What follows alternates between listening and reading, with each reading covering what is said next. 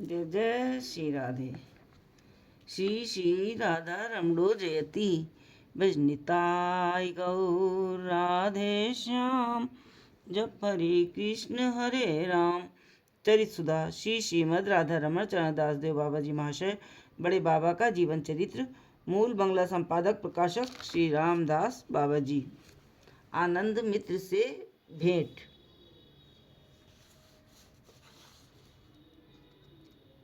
नवदीप भाई, डर किस बात का? परम दयालु अवतार है प्रभु का। कलयुग में यदि यही सब सोच विचार कर जीव उद्धार करना होता तो कलयुग के जीवों की गति हो ही नहीं सकती थी। यही कारण है कि दयालु प्रभु ने कलयुग के लिए सहज उपाय निर्धारित किया है। किसी ने कितने पाप क्यों न किए हों, वो एक बार हृदय में अनुताप की अग्नि प्रज्वलित कर व्याकुल प्राण और सरल भाव से भगवान के चरणों में शरण लेकर अपने पापों के लिए क्षमा प्रार्थना करे और प्रभु के चरणों में निवेदन करे कि कहीं फिर वो उस मार्ग पर न चला जाए। यदि वो व्यक्ति केवल इतना करे तो प्रभु उसे अपने वक्त से लगा लेंगे। भगवान सब काम करते हैं पर वे जीव से घृणा नहीं कर सकते। वे करुणामय है, कोई कितना ही दुराचारी क्यों न हो, वे बड़े प्यार से उसे गोद में ले लेते हैं। नवदीप दादा की सब बातें आनंद बाबू चुपचाप सुनते रहे। आंसुओं से उनका वक्षस्थल भीगता रहा, पर अब एकदम अधीर हो नवदीप दादा के पैरों में गिरकर जोर जोर से रोकर कहने लगे, हाय मेरा क्या होगा? मैंने अशेष पाप किए हैं, मेरा उद्धार कौन करेगा? मैं तो जगाई मधाई से भी ज्यादा दुराचारी हूँ। उनकी ऐसी आरती देख नवदीप दादा ने उन्हें आलिंगन कर बहुत कुछ कहे आश्वस्त किया। वे रोते रोते बोले, दादा मेरा उद्धार कैसे होगा? आपने जब कृपा कर मुझे चेत कराया है तो ऐसा कीजिए कि मैं नरक में ना पड़ूं। मुझे किस प्रकार चलना होगा, क्या करना होगा, आदेश कीजिए। नवदीप दादा ने कहा, देखो मेरी जितनी शक्ति थी उतना तो मैंने बता दिया। अब गुरुदेव के हाथ की बात है, वे जैसी व्यवस्था करेंगे वैसा होगा। आनंद, तुम्हारे गुरुदेव कहाँ हैं? वे क्या इस महापापी को स्पर्श करेंगे? क्या इस महापापी का ऐसा शुभ दिन होगा? नवदीप भाई, वे परम दयालु हैं, उनके एक बार दर्शन करके ही समझ जाओगे। वे इस समय श्रीधामपुरी में हैं। आनंद, उन्हें यहाँ किस तरह लाया जाए? नवदीप, वे स्वतंत्र पुरुष हैं, पता नहीं आएंगे कि नहीं, पर यदि तुम्हारे प्राणों में व्याकुलता हो, तुम्हारे प्राण उन्हें आकर्षित कर सकें तो वे आ भी सकते हैं।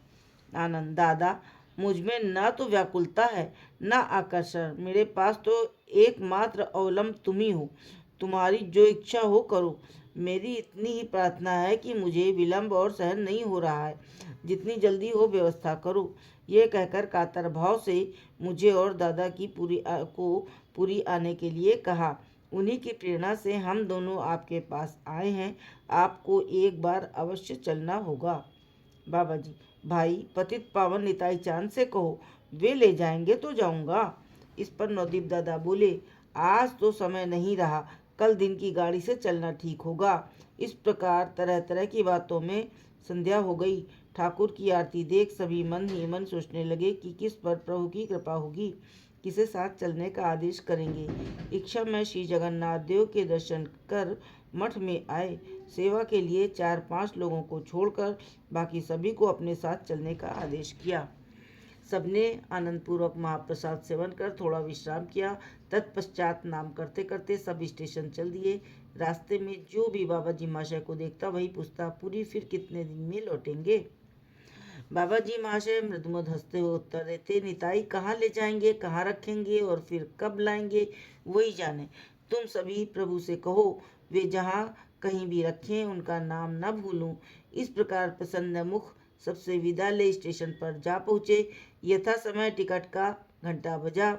आनंद बाबू द्वारा प्रेरित आदमी ने बाबा जी महाशय से कहा, आनंद बाबू ने सेकंड क्लास के टिकट खरीदने को कहा है। बाबा जी महाशय ने मृदु भाव से हंसते हुए कहा, भाई रेल में बड़ा आदमी बनकर क्या होगा? हो सकता है कल कटक में भिक्षा करनी पड़े, इसलिए नीचे की क्लास की टिकट लेना ही अच्छा है। वो व्यक्ति कुछ शर्मिंदा होकर बाबा जी महाशय के आदेश के अनुसार 26 टिकट ले आया। सब लोग गाड़ी में बैठ गए। यथा समय गाड़ी चल दी। खोल करताल के साथ बाबाजी महाशय ने कीर्तन आरंभ किया। नवदीप दादा के मन में एक कौतूहल पैदा हुआ। उन्होंने सोचा कि आनंद बाबू को बाबाजी महाशय का परिचय दिया जाए और देखा जाए कि उनकी उत्कंठा कितनी है। यदि वे अपने इष्ट देव को पहचान न सकें तो समझा जाए कि अभी समय नहीं हुआ है। इधर आनंद बाबू के हृदय में क्या भाव उठा प्रभु ही जाने। उन्हें खबर कुछ भी नहीं, पर वे गाड़ी लेकर अकस्मात स्टेशन पर पहुंचे। ट्रेन भी यथासमय स्टेशन पहुंची। बाबाजी महाशय का स्वाभाविक नियम था कि गाड़ी में बैठने के समय सबको बिठाकर स्वयं बैठते थे और गाड़ी से उतरते समय सबको उतारकर स्वयं उतरते थे। आज भी वही हुआ। साथी लोग जैसे ही गाड़ी में से उतरने लगे, आनंद बाबू सबसे हाथ जोड़कर दंडवत प्रणाम कर प्रार्थना करने लगे कि वे थोड़ा थोड़ा गाड़ी में बैठे। वे घोड़ा गाड़ी में बैठे हैं और स्टेशन के गाड़ी वालों से बोले, देखो एक गाड़ी में दो दो बिठाकर मेरे घर ले चलो। गाड़ी वाले बाबूजी के आदेश के अनुसार कार्य करने लगे। नवदीप दादा पूर्वोक्त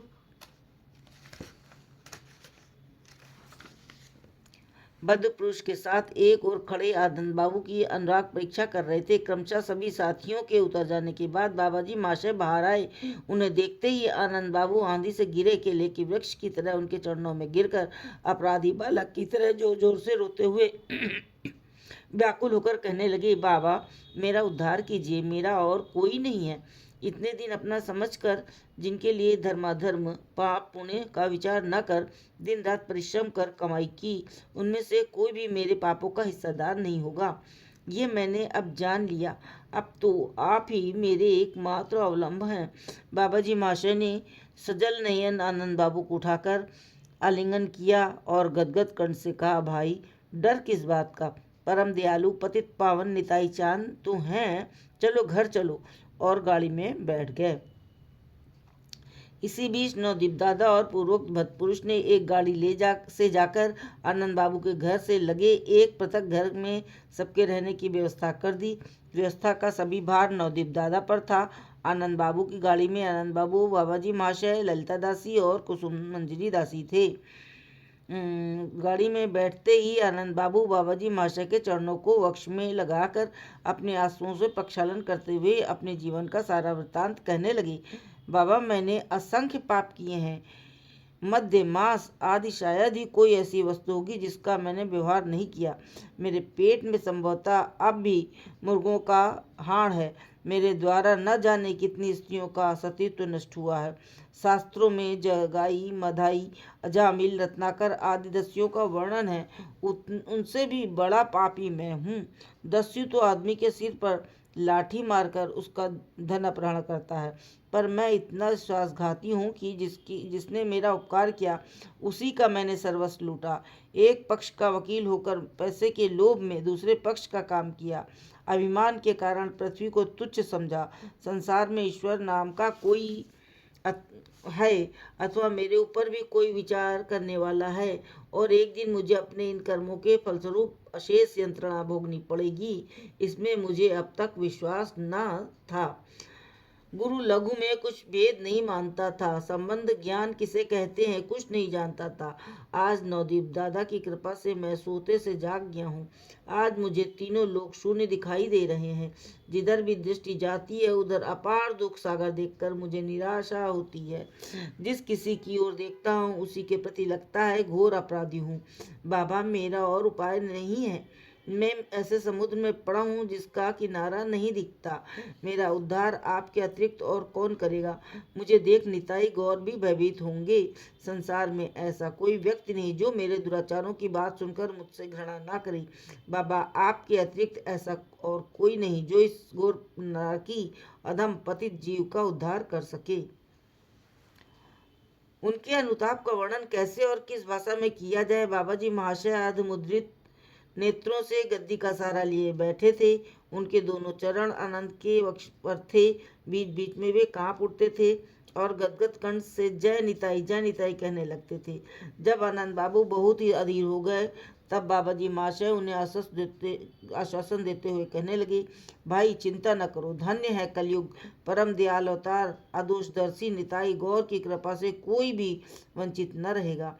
अपने जन्म जन्म के अर्जित सभी पाप ताप मुझे देकर तुम निर्मल भाव से उनके चरणों की शरण लूं। इतना कहे वे आनंद बाबू को दृढ़ आलिंगन कर स्थिर भाव से बैठ गए।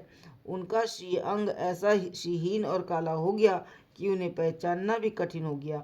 थोड़ी देर में गाड़ी काठगड़ासाही में आनंद बाबू के घर के आगे जाकर रुकी। उनके गाड़ी से उतरते ही नवदीप दादा उनका श्रीअंग देखकर अत्यंत व्याकुल भाव से हा निताई जय निताई कहकर उन्मत्त की तरह नृत्य करने लगे। दोनों एक दूसरे का भाव जान गए। बाबा जी महाशय झूमते झूमते अपने बाएं हाथ से नवदीप दादा का दायां हाथ पकड़कर नृत्य करने लगे। इसी बीच सभी लोग खोल कर ताल लेकर आ पहुँचे। कीर्तन आरंभ हुआ। सुचतुर नवदीप दादा ने प्राणों के भी प्राण अपने दादा को लेकर नाचते नाचते आनंद बाबू के कमरे में पास वाले कमरे में प्रवेश किया। भीतर पहुंचते ही बाबा जी महाशय ने उद्दंड नृत्य आरंभ किया। साथ ही लोग उन्हें चारों ओर से घेर कर नाम करने लगे। अकस्मात आनंद बाबू के घर वो अपूर्व संकीर्तन ध्वनि सुन पड़ोसी लोग भाग भाग कर आने लगे। इस असंभव बात को संभव हुआ देख सभी लोग आश्चर्यान्वित हो एक दूसरे से कहने लगे, कैसा आश्चर्य! जिस व्यक्ति के डर से पड़ोस में भिखारी नहीं आते थे, आज उसी के घर में नाम संकीर्तन। पास जाकर सभी ने देखा कि आनंद बाबू विभोर हो हाथ ऊपर उठाए नृत्य कर रहे हैं। शरीर पर कमीज आदि कुछ नहीं, नेत्रों के जल से मुख और वक्षस्थल भीग रहा है। बीच बीच में संकीर्तन की भूमि पर इधर उधर लौटने लगते हैं। ये देख सभी कहने लगे, ऐसा अपूर्व परिवर्तन देखना तो दूर रहा, कभी सुना भी न था। कहीं सतयुग तो फिर से नहीं आ गया। किसी ने कहा, ये जो पागल सा बाबा जी है, इसे मैंने 2-4 दिन पहले ही नाम करते करते बाबूजी के घर घुसते देखा है। लगता है इसी की कृपा से इनके मन में कुछ परिवर्तन हुआ है। कोई कहने लगे, भाई साधु कृपा हो तो मन बदलने में कितनी देर लगती है। देखो ना, ये जो महापुरुष नृत्य कर रहे हैं उनका कैसा सुदीर्घ कलेवर है, घुटनों तक लंबी भुजाएं हैं और कैसे आविष्ट होकर नृत्य कीर्तन कर रहे हैं। बलिहारी कैसी सुमधुर आवाज है। और देखो, आनंद बाबू रोते रोते इनके पैरों में पड़कर लोटपोट हो रहे हैं और व्याकुल होकर न जाने क्या क्या कह रहे हैं। निश्चय है इन महापुरुष की कृपा से आनंद बाबू देव प्रकृति के हो जाएंगे। इस प्रकार सभी अपनी अपनी धारणा के अनुसार कहने लगे। जय हो बड़े बाबा की।